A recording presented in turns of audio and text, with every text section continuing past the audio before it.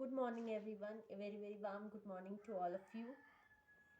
Last we ended up with our chapter Life in the Desert, and वहाँ पे हमने जो चीज़ें देखी थी, मैंने हॉट डेजर्ट के बारे में बताया था, वहाँ के हैबिटेट के बारे में बताया था, फ्लोरा फौना के बारे में बताया था। ठीक है, तो अभी हम चलेंगे किस पे कि कोल्ड डेजर्ट में देखेंगे कि हम कोल्ड डेजर्ट में क्या क्या होता है। ठीक है, कोल्ड डेजर्ट में कैसा क्लाइमेटिक कंडीशन है, कैसा फ्लोरा है, कैसा फोना है, how people are surviving there, what are the occupation available for that particular area living in that cold desert.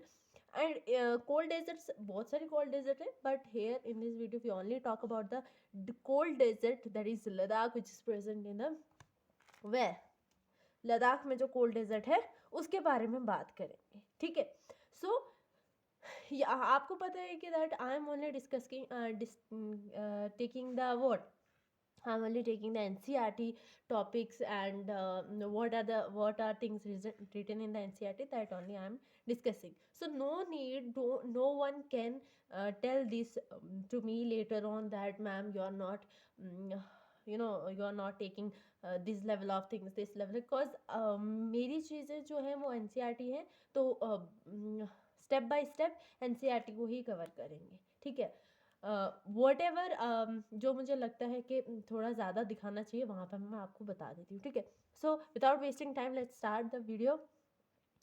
So cold desert हमने ये एंड कर दिया था, यहाँ पे मैंने दिखा दिया था आपको, फ्लोरा फाना सब चीज़ें मैंने बता दी थी। ठीक है, अब कोल्ड डेजर्ट की बात करेंगे। Ladakh is the cold desert lying in the great Himalayan on the eastern side of the JNK। So अगर आप देखोगे कि JNK के ईस्टर्न साइड पे बहुत सारे लोग लद्दाख में रहते हैं। ठीक है, जो यूटी JNK के लोग हैं वो भी लद्दाख के बारे में जानते हैं, और लद्दाख यूटी के जो लोग हैं वो तो रहते ही है वहाँ पे, वो जानते ही हैं लद्दाख के बारे में। सो लद्दाख इज़ बेसिकली, पहले Ladakh and JNK is one state, but 2019 में वो क्या हो गया, यूटी में चेंज हो गया। JNK सेपरेटली वन यूटी है and Ladakh separately second UT है। ठीक है, तो लद्दाख क्या है, कोल्ड डेजर्ट है बेसिकली। जो लोग लद्दाख में गए हैं उन्हें पता है कि कितनी ज़्यादा ठंड होती है। ठीक है, इट डजेंट मीन कि हमारे JNK में ठंड नहीं होती, बट जो Ladakh area is considered as a cold desert area. ठीक है, एंड ये JNK के ईस्टर्न साइड पे प्रेजेंट है, और कहाँ पे, ग्रेट हिमालयास। ठीक है, लद्दाख में एक जो बहुत ही ज़्यादा ठंडी जगह आती है, द्रास है उसका नाम। जो लोग JNK के साथ, वो मोस्टली लोगों को पता है कि द्रास कहाँ पे। ठीक है, तो द्रास जो है वो JNK की लद्दाख की सबसे कोल्डेस्ट प्लेसेस में से आती है, और लद्दाख की नहीं, वो अर्थ की, मतलब Dras is one of the coldest inhabited place on the earth located इन लद्दाख। ठीक है, और इस जो ये द्रास जो है, इस एरिया को, मतलब इस कोल्डेस्ट इनहैबिटेड प्लेस मतलब वहाँ पर लोग रहते हैं, ऐसा नहीं है लोग नहीं रहते हैं। ठीक है, तो इसको हम कापाचन बोलते हैं। ठीक है, कापाचन मीन्स ऐसी लैंड जहाँ पे स्नो ही रहती है। ठीक है, ऐसा एरिया जहाँ पे हमेशा स्नोफॉल ही रहती है। ठीक है, तो ये याद रखना, this is very much important. जो बच्चे हैं जो देंगे एग्ज़ाम, ठीक है, उनको पता होना चाहिए। ठीक है, जब हम JNK के बारे में, जब हम अकॉर्डिंग टू सिलेबस चलेंगे तब हम बहुत सारी चीज़ों को कवर करेंगे। ठीक है, so Dras is one of the coldest place, inhabited place on the earth located in the Ladakh. ठीक है, which is also known as Kapachan and means snow land. So Ladakh जो वर्ड है वो दो वर्ड से मिलकर बना है। ल मीन माउंटेन पासेस एंड दख मीन्स कंट्री, मतलब ऐसा एरिया, ऐसा कंट्री, ऐसा स्टेट, ठीक है, जहाँ पे क्या है, माउंटेन पासेस हैं। ठीक है, तो आपको पता है कि हमारा जो लद्दाख है उसको काफ़ी सारी रेंजेस से घेरा हुआ है। ठीक है, अगर आप नॉर्थ साइड से देखोगे लद्दाख को तो काराकोरम रेंज, और अगर साउथ साइड से देखो तो जंस्कर जो है वो वाली रेंज आपको देखने को मिलेगी। ठीक है, इसने लद्दाख को एनक्लोज करके रखा, आपको बहुत सारे माउंटेन पासेस देखने को मिलेंगे। ठीक है, लद्दाख में बहुत ही ज़्यादा खूबसूरत जगह है। ठीक है, एंड बहुत सारे रिवर्स, अगर आपने मेरा वीडियोस कंटिन्यूसली देख रहे होंगे, मैंने एक जगह जो है मैप पूरा बताया हुआ है कि कौन सा रिवर कहाँ से फ्लो होता है, कौन सा कहाँ से फ्लो होता है, ठीक है। तो मैं एक बार फिर से आपको बता दूं, इधर मैंने कहीं बना के रखा हुआ है, ठीक है। वहाँ पे मैंने कुछ को पता है, कुछ को नहीं पता है, शायद यहाँ पे नहीं है, यहाँ पे देखो। तो ये जो हमारा यहाँ पे आप देख सकते हो, ठीक है, इस एरिया को देखो, ठीक है, ये एरिया हमारे JNK का एरिया है, ठीक है, JNK का एरिया। और हमने कहा कि जो हमारा कौन सा साइड है, जो लद्दाख हमारा है वो ईस्टर्न साइड पे, ठीक है, ईस्टर्न साइड पे है ऑफ JNK, ठीक है, JNK की ईस्टर्न साइड पे लद्दाख। सो लद्दाख इज समवेयर हियर, है ना, इस एरिया में आपको लद्दाख मिलेगा समवेयर है। और हमने आप बहुत सारे रिवर्स जो हैं हमारे लद्दाख एरिया से जाते हैं, ठीक है, लेकिन जो सबसे फेमस रिवर है वो इंदस रिवर। देखो इंदस रिवर यहाँ पे, यहाँ से आ रहा है, where it comes from here, and in this river along with the Jhelum and Ravi goes directly to the Arabian Sea, ठीक है। ये क्वेश्चन पूछा गया था आई थिंक जो जो जो JKSSB का एग्जाम हुआ वहाँ पे पूछा गया था कि बताओ इन दिस रिवर को, ऐसा ऑप्शन दिया था कि कौन से रिवर हैं जो जाते हैं अरेबियन सी में जाते हैं, ठीक है। तो बहुत सारे रिवर, वो मैप बताने का ये था कि बहुत सारे रिवर आपके लद्दाख से फ्लो होते हैं, बट इंदस उनमें से एक है, ठीक है।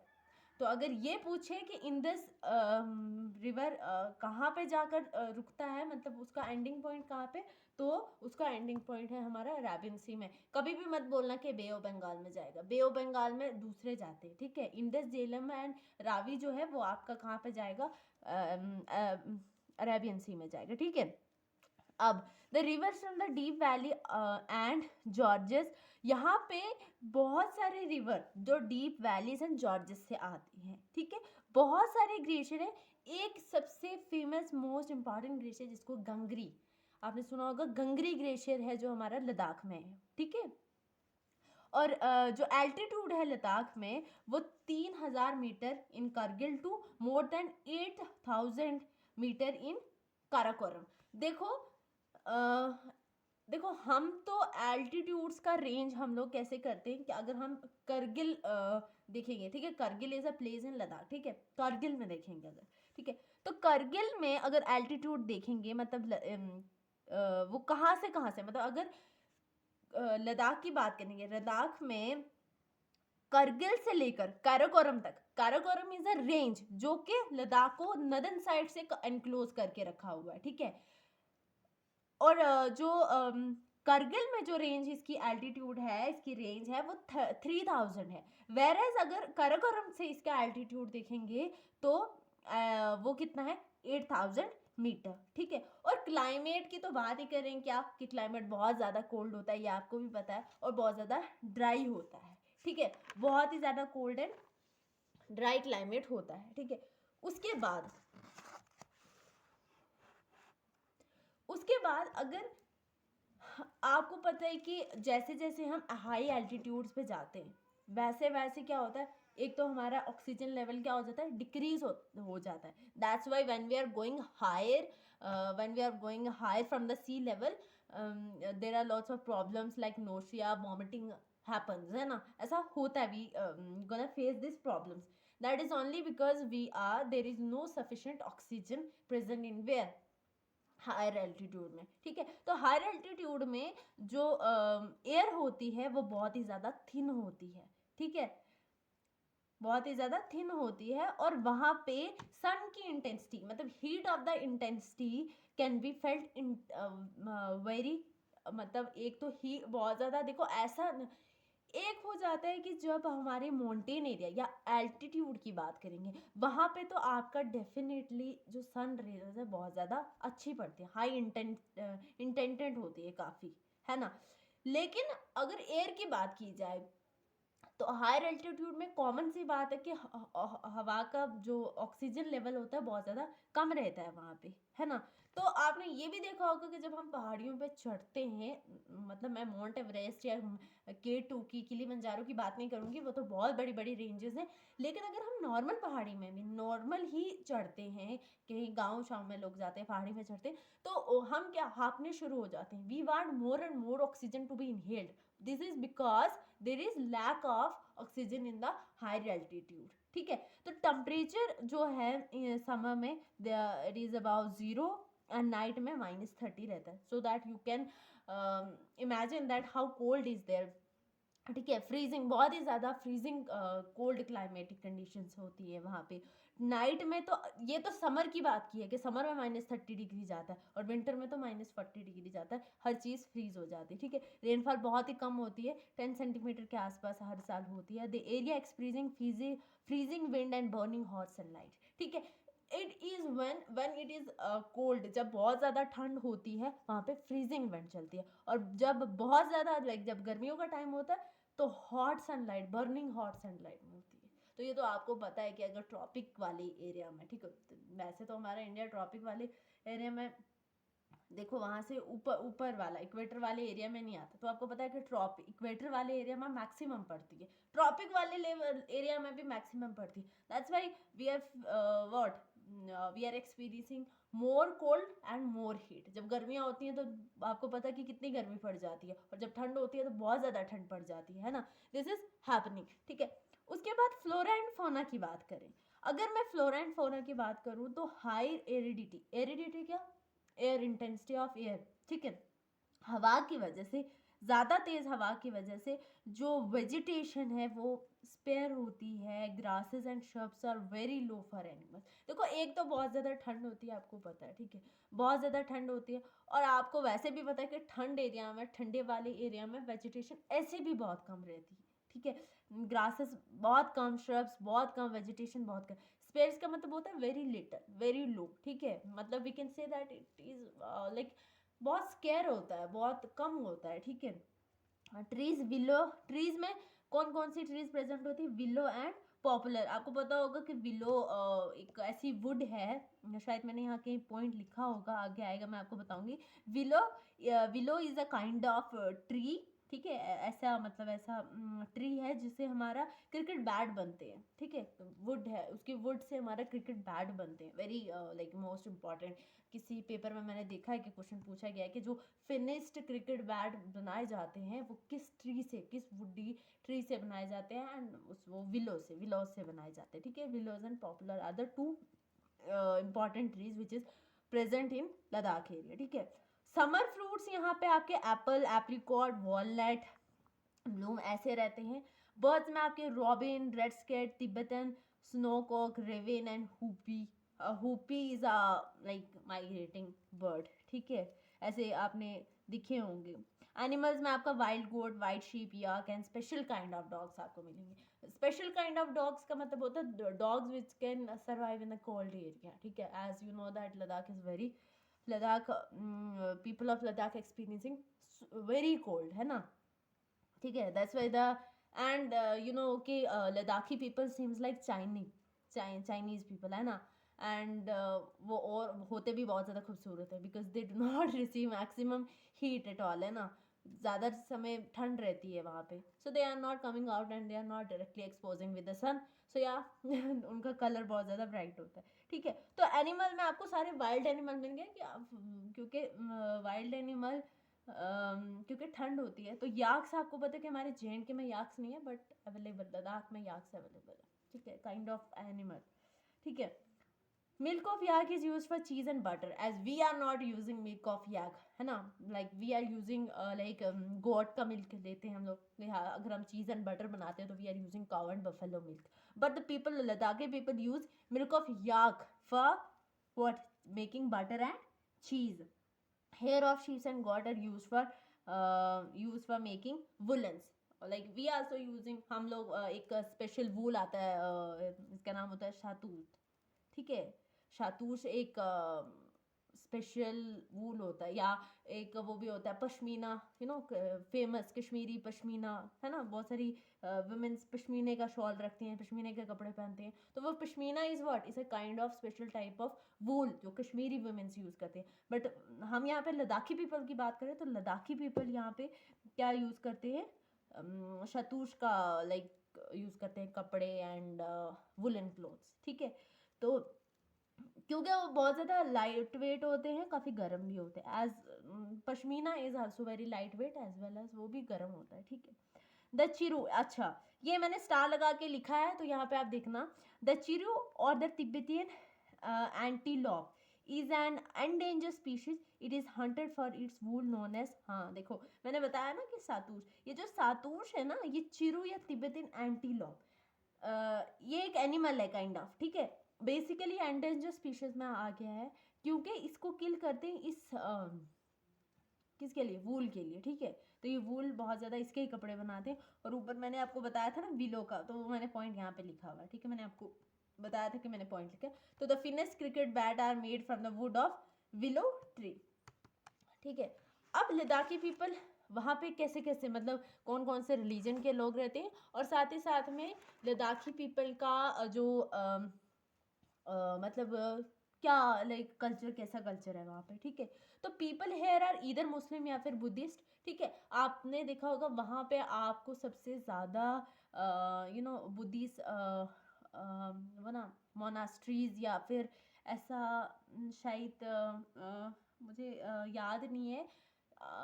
एक इंग्लिश की बुक है, आई थिंक 10th की इंग्लिश की बुक है, या मे बी 11th और 12th की इंग्लिश की बुक है। वहाँ पे लद्दाख की स्टोरी, लेह के बारे में बताया गया है। वेरी इंटरेस्टिंग स्टोरी है, जो लोग 11th 12th में होंगे उनको पता होगा। लेह के बारे में बताया, तो वहाँ पे उन्होंने they talk about the Rani palace which is present in Ladakh and so many beautifully उस चीज़ को, लेह को उन्होंने एक्सप्लेन किया है। तो वो क्या, वहाँ पे बुद्धिस्ट, वहाँ पे उन्होंने बताया कि मोनेस्ट्रीज भी हैं, बुद्धिस्ट मोनेस्ट्रीज भी हैं लद्दाख में, ठीक है। और बहुत सारी ट्रेडिशनल चीज़ें वहाँ पे हैं, ठीक है। जो वहाँ पे फेमस मोनेस्ट्रीज हैं वो हेमिस है, उसके बाद तिक्सी, शे एंड लेमिया लेमेयूरू, ठीक है। This are the famous what monasteries, ठीक है। Monasteries is a kind of palace like, ठीक है, जैसे पैलेसेस होते हैं ऐसे, ठीक है। जैसे रानी पैलेस की बात की, मैंने आपको बताया कि रानी पैलेस वहाँ पे है, वेरी ब्यूटीफुल, वेरी ब्यूटीफुल, ठीक है। ऐसे ये फेमस मोनास्ट्रीज हैं वहाँ पे। पीपल वहाँ पे लोग कल्टिवेशन क्या क्या करते हैं, जैसे barley, potato, pea and bean, turnip, वो ड्यूरिंग समर में। People engage in festivals and ceremony, you know that कि मोस्ट ऑफ द टाइम हमारे यहाँ पे भी ठंड में ज़्यादा क्या होता है कि सर्दियों में ज़्यादा शादियाँ होती हैं, वहाँ पे भी सर्दियों में बहुत ज़्यादा फेस्टिवल्स होते हैं। They people are engage in celebrating the festivals, enjoying the ceremonies, because ठंड में तो वहाँ और कोई काम होता नहीं है, ठीक है। सो या, तो जो लद्दाख, अब हमने लद्दाख को पढ़ा, तो अब हमें तो ये भी पता होना चाहिए कि लद्दाख का capital, so capital of Ladakh is Leh and as well as Leh is a capital of Ladakh, जो कि यहाँ पे आपको airway as well as roadway दोनों अवेलेबल होगा, ठीक है। और ये मैंने देखो एक क्वेश्चन यहाँ पे भी पूछा है, यहाँ पे मैंने मेंशन किया है, बट एक पेपर में पूछा गया था कि जो नेशनल हाईवे 1A है, वो आप उन्होंने पूछा था कि जो नेशनल हाईवे है, मतलब कौन सा हाईवे है जो जो लेह को कश्मीर वैली से कनेक्ट करता है, ठीक है। तो that is national highway 1A and Zojila pass के, जो जोजिला पास है, थ्रू जोजिला पास, ठीक है। क्योंकि आपको पता है कि जब हम जाते हैं कहाँ पे, मतलब मनाली जाते हैं, ठीक है। तो मनाली जाते समय हमारे क्या होते हैं, 4 पासेस आते हैं, ठीक है। एक तो मैंने जोजिला पास की बात की है, हाईवे जो 4 हाईवे मतलब लेह हाईवे क्रॉस होता है, मतलब ऐसा पूछा गया है कि जब हम मनाली जाते हैं तो कौन से 4 जो पासेस हैं वो है वहाँ पे, ठीक है। तो वो भी मैं आपको बताऊंगी। तो लेकिन ये याद रखना कि नेशनल हाईवे जो 1A है, 1A connect Leh to Kashmir valley, मतलब लेह से अगर कश्मीर जाएंगे हम लोग, तो हम नेशनल हाईवे 1A से जाएंगे। और हम कौन से पास से गुजरेंगे, जोजिला पास। बेसिकली जोजिला पास जो है, ये देखो मैंने यहाँ लिखा है 2020, ये क्वेश्चन पूछा गया था। Connect project constructed project is located on Srinagar Leh sake of national highway 1, ठीक है। जोजिला पास, ठीक है। टूरिज़्म इज़ जो टूरिज़्म है, टूरिस्ट है, वो वहाँ की मेजर एक्टिविटीज़ वहाँ पे होती हैं, क्योंकि आपको पता है कि कश्मीर में भी बहुत लोग टूरिस्ट आते हैं, ऐसे वहाँ पे भी आते हैं, ठीक है। उसके बाद लोग अब्रॉड से, बाहर बाहर की एरिया से, India, with in the India से आते हैं एक फेमस गोम्पास स्टिक है उसको देखने के लिए, गोम्पास को, ठीक है। और to see the meadows and glacier, मतलब बहुत सारी चीज़ उनको देखने के लिए, विजिट करने के लिए आते हैं, ठीक है। अब एक और चीज़, लेकिन वहाँ पे रिसोर्सेज की बहुत ज़्यादा स्केर्सिटी है। ऐसा इसलिए है क्योंकि अ, एक तो बहुत ज़्यादा ठंड है, ठंड वाला एरिया, पहाड़ी एरिया है, माउंटेन एरिया है, तो वहाँ पे रिसोर्सेज की स्केर्सिटी रहती है। तो इसलिए लोग जो हैं वहाँ पे they are not using the resources so vastly, ठीक है। वो जो रिसोर्सेज उनके पास अवेलेबल हैं, they are using that resources very carefully, मतलब बहुत अच्छे से यूज़ करते हैं, ठीक है। तो जो 4 पास हैं, जो मनाली जब हम जाते हैं, बहुत सारे, Manali is a very beautiful place, whenever you visit, whenever you make a plan for picnic, तो आप मनाली ज़रूर जाएं, ठीक है। तो मनाली जो है वो 4, मतलब लेह हाईवे क्रॉस करते 4, वहाँ तक पहुँचने के लिए हमें 4 पासेस से क्रॉस होना पड़ता है, ठीक है। जैसे ही रोहतक पास, उसके रोहतक लेह एंड जो बारह लच्छा लेह एंड लुंगा लच्छा लेह एंड टैंग लैंग ला, ठीक है। दिस आर द 4 passes, ठीक है। The highway opens only between July to Sep when snowfall is great, ठीक है। तो जो हाईवे है वो आपका सिर्फ जुलाई एंड सितंबर के महीने तक ही खुला रहेगा, क्योंकि बाद में बहुत ज़्यादा बर्फ़ पड़ जाती है, ठीक है। जैसे ही बर्फ़ क्लियर होती है वैसे हाईवे खुलता है, people are moving to the Manali for their picnic, ठीक है। तो देखो, हमारी 6 एनसीईआरटी ज्योग्राफी की ख़त्म हो चुकी है। We have finish the now we finish the 7th class NCERT, ठीक है। ज्योग्राफी ख़त्म कर दी है। नाउ अब जो मेरी नेक्स्ट वीडियो आएगी ना, उस नेक्स्ट वीडियो में हम 8th के टॉपिक लेंगे, ठीक है।